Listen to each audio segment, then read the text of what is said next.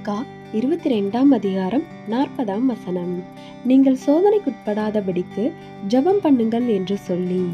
கிறிஸ்துவுக்குள் அன்பானவர்களே, இந்த நவீன காலங்களில் தனி மனிதன் ஒருவன் தான் செய்ய வேண்டிய வேலைகளையும் கடமைகளையும் பிறர் மூலம் செய்து கொள்ளும் நடைமுறை அதிகமாக உள்ளது.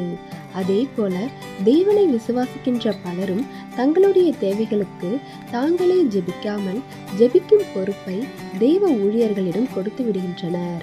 தெய்வ ஊழியர்கள் பிறருடைய கடினமான சூழ்நிலைகளில் பிரச்சனைகளின் மத்தியில் அவர்களுக்காக பாரத்தோடு ஜெபிக்க கடமைப்பட்டவர்களே. அதற்காக அவர்களையே நாம் எப்பொழுதும் நம்பிக்கொண்டிருக்க கூடாது. அதே சமயம் விசுவாசிகளாகிய நாம் நம்முடைய ஜெபத்தை குறைத்து மதிப்பிடக்கூடாது.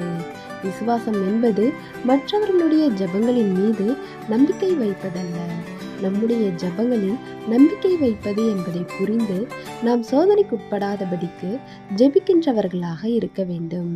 தேவனுடைய கிருபையும் இரக்கமும் நம் அனைவரோடும் இருப்பதாக. ஆமேன்.